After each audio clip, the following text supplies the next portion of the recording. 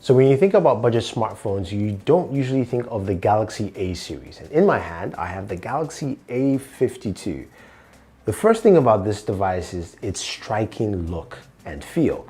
Now, I've got to say Samsung has done a really good job over the last year improving the A line to make it look something more premium. Now, this device in my hand here is priced at $500. It doesn't look like a $500 phone. It actually looks more premium than you'd expect. And it comes packed with a ton of features that I think you're definitely gonna like. Now, fans of the headphone jack will be really pleased to see the headphone jack is still there. Something, of course, we're missing from a lot of devices, but of course, you can use that with your Galaxy A52. Now, I've come to say that I've really come to enjoy using this device for a number of things. Display is 6.5 inches, and in your hands, it feels really comfortable to hold, and it's got a really nice kind of, square or rectangular feel to it. Now, this display is a 120 hertz display, so you're talking about some really nice smooth motion all the way through, which is great, whether you're surfing the web, whether you're on Instagram browsing up and down, or on Twitter, it doesn't matter. And of course, while you are gaming. That, of course, is the big part. So speaking of gaming, this device rocks a Snapdragon 750G. Now, it's a 5G processor.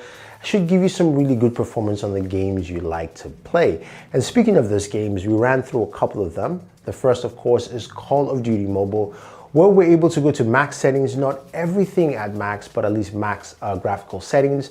And we'll be able to play the game at 57 frames per second. As you can see, it runs smooth. It really takes advantage of that 120 hertz display to give you really fluid motion.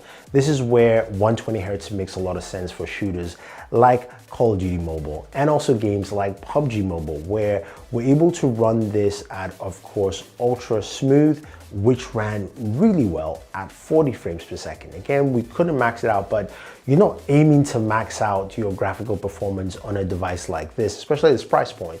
You're looking to get the best out of it, and we did get the best out of the device.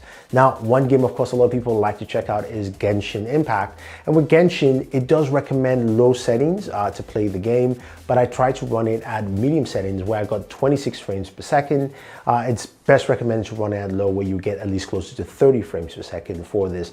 That's just the standard for Genshin here, and I think it's fine. I think the gaming performance you're going to get from this is really good for its price point. And I look at this device as more of a holistic package for a lot of people. This is a device that you're going to get the balance of, say, gaming performance, which you just looked at, and also things from the camera. We have a 64 megapixel main camera sensor. We also have a 12 megapixel ultra wide, which is great. And we have a 32 megapixel front facing camera. So let's jump in and take a look at video from the camera. So let's start camera. Now, the Galaxy A52A shoots at 4K 30 with a front facing camera, as well as the rear camera, which I'm shooting right now at 4K 30, kind of walking down slowly and giving you an idea of what you can do with that. As I mentioned, the rear camera also shoots 4K, and you can switch to that camera while recording, which is pretty cool. And you can also switch between the lenses. So I have the regular lens here, main lens, and I have the wide lens, and I also have the 2x zoom lens. So you've got that all built in. Switch back, and you can see me here. It is a windy day. I am not using the earbuds. I just had them because I was listening to music. I'm out here. There's no one around me, which is why my mask is off, but I do have my mask with me. But you have an idea of how well it shoots video at 4K 30. And of course, you also have Super Steady, which I'm about to show you right now. This is Super Steady.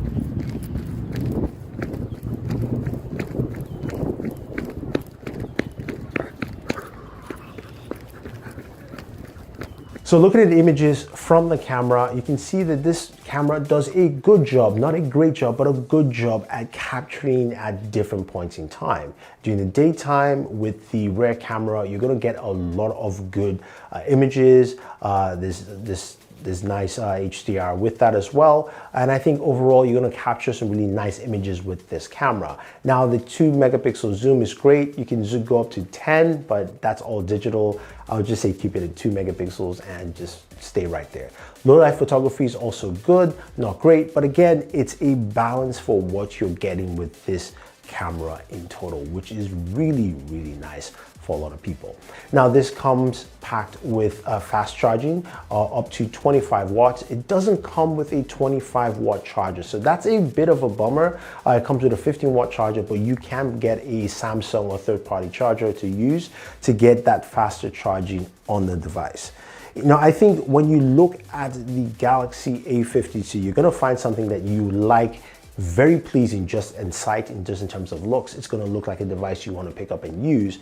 And I think functionality, it's going to impress a lot of people. If you don't want to spend a lot of money going up to a Galaxy S21, which is priced at $799, or go all the way to the Ultra, which is about $1,000 or more, this at $500 is well priced and well balanced, which begs the question, how will the Galaxy S21 FE fit into this ecosystem that Samsung is creating? Is it going to be well priced in between the A52 and the S21? We have to wait and see. If you want to see more about other Galaxy devices like the Galaxy S20 FE or the Galaxy S21, check out the videos here on the channel. Otherwise, guys, I'll see you in the next one.